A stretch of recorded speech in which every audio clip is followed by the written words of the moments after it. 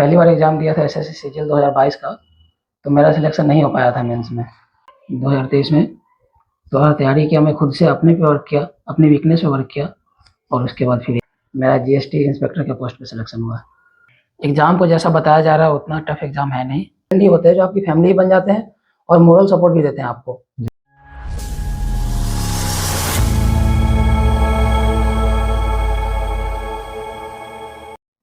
Hi guys, स्वागत है आपका हमारे चैनल जीरो टू हीरो पे।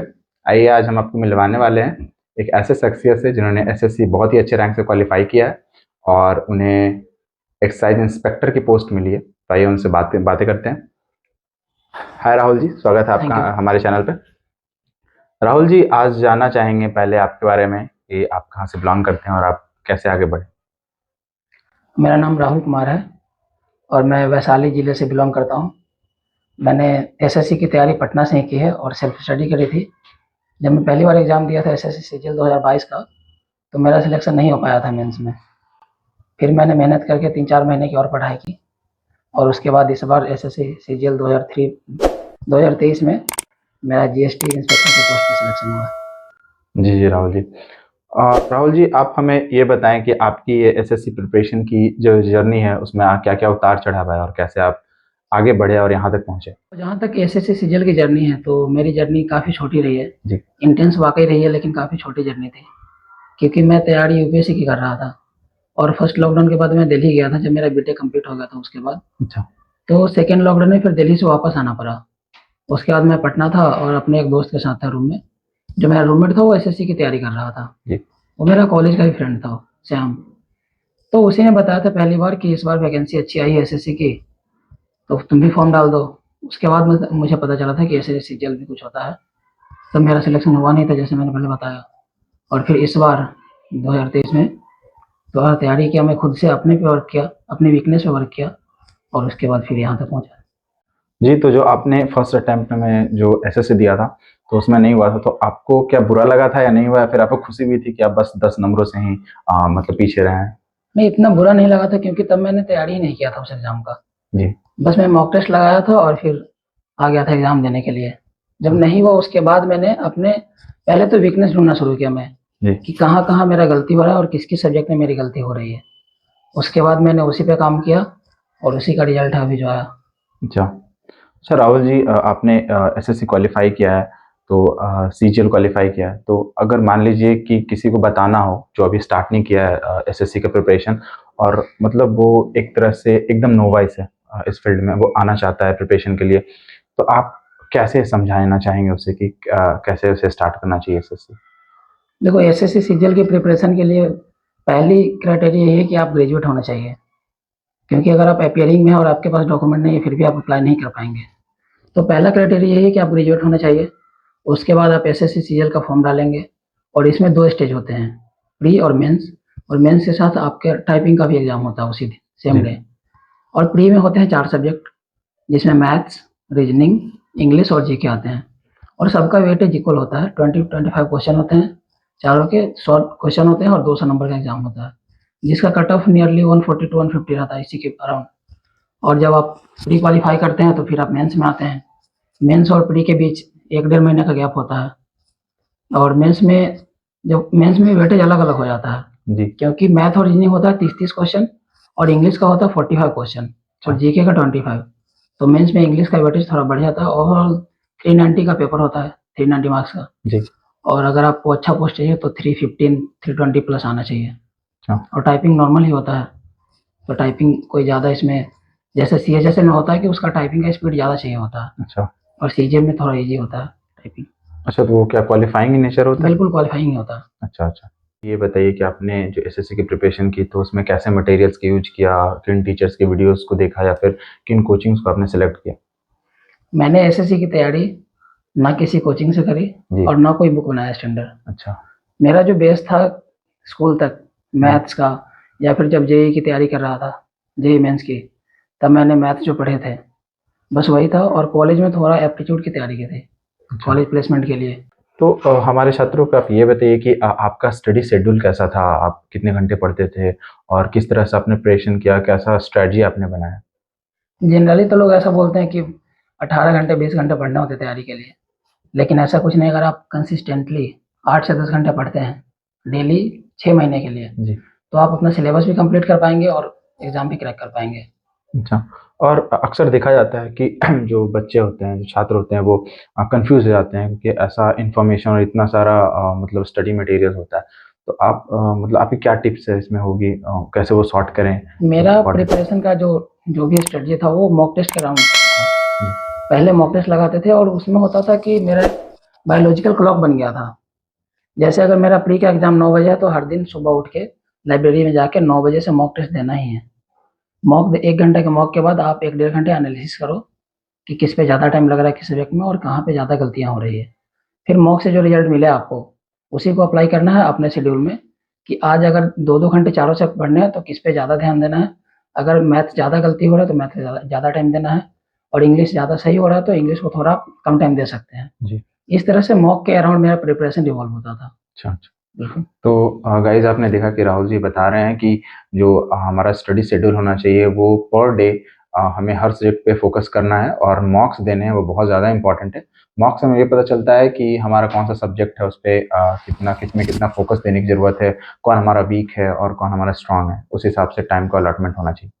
हाँ, राहुल जी, तो अभी आपने बताया कि मतलब आपने बिना किसी कोचिंग और बिना किसी मतलब फ़िज़िकल हेल्प के, मतलब किसी टीचर की मतलब सामने बैठकर जो पढ़ाई की जाती है, उसके बिना आपने ये एग्ज़ाम क्रैक किया। तो आप बता सकते हैं कि आपने ये स्टार्टिंग कैसे किया? मतलब आपको कहाँ से मटेरियल मिले, क्या सोर्सेज़ रहे आपके? तो जैसा कि मैंने बताया कि मेरा प्रिपरेशन मॉक के अराउंड था रिवॉल्व। अच्छा, तो मेरे पास सिलेबस था पहले तो एसएससी का डिटेल सिलेबस कि क्या-क्या है, किस सब्जेक्ट में कौन-कौन से टॉपिक हैं जी, और मेरा कौन-सा टॉपिक है स्ट्रॉन्ग और कौन-सा वीक है।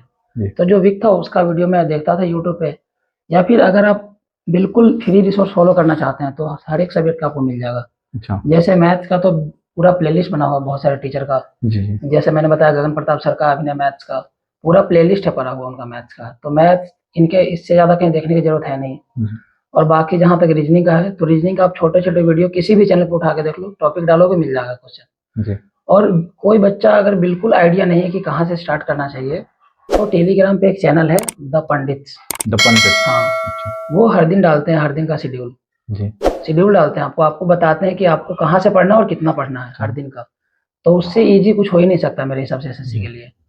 और फिर मैंने बताया टेलीग्राम चैनल, एक रानी मैम का ग्रामर का पीडीएफ है टेलीग्राम पे, अच्छा, 120 टूल्स का।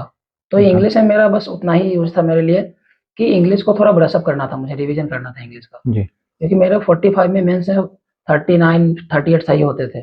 जी, फिर मैं 120 टूल्स ऑफ ग्रामर देखा था, उसके बाद मेरे 43 सही हुए इस बार। जी, और फिर जीके के लिए तो आपको एक आभास सैनी सर का कैप्सूल आता है, अच्छा, करंट अफेयर्स का, अराउंड द ईयर का, एक साल का आता है वो।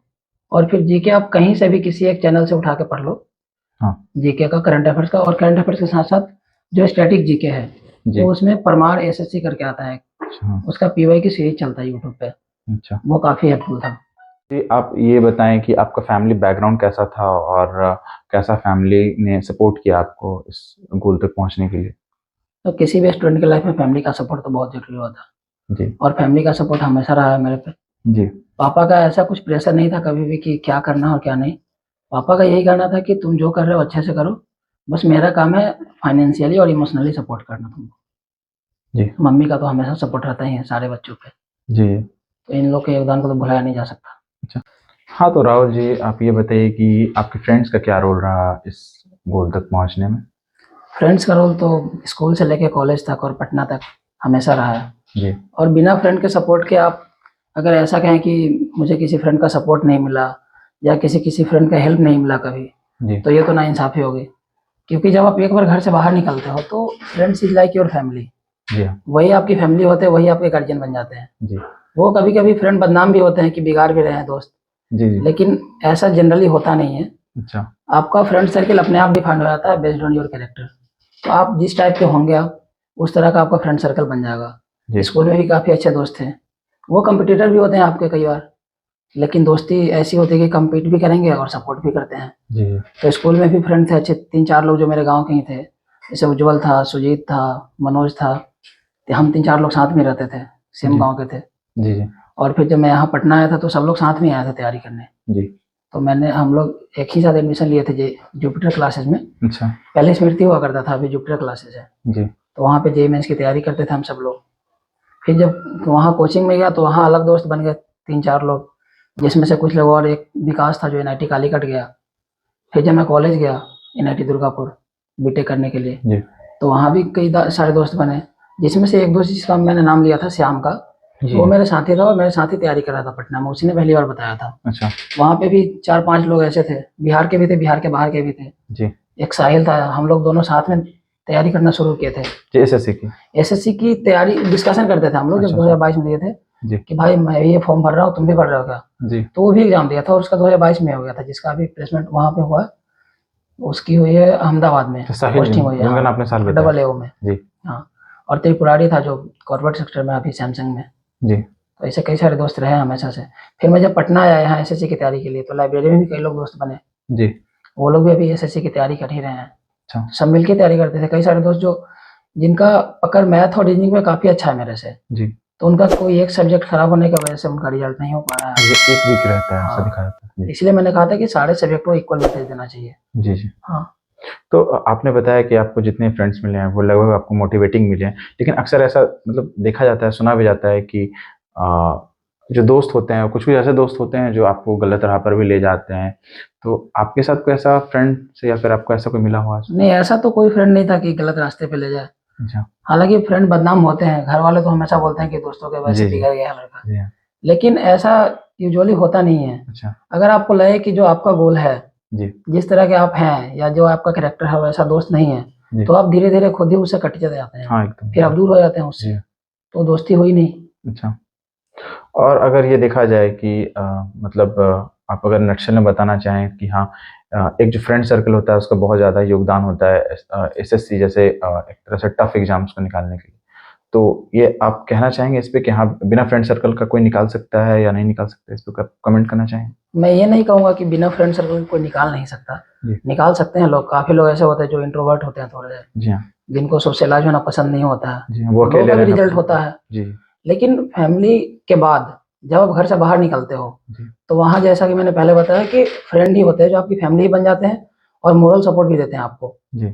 ये भी होता है कि कभी अगर लो फील कर रहे हो तो दोस्तों से बात करने के बाद मोटिवेशन आता है कि हाँ मेरे जैसे और भी लोग हैं जो तैयारी कर रहे हैं।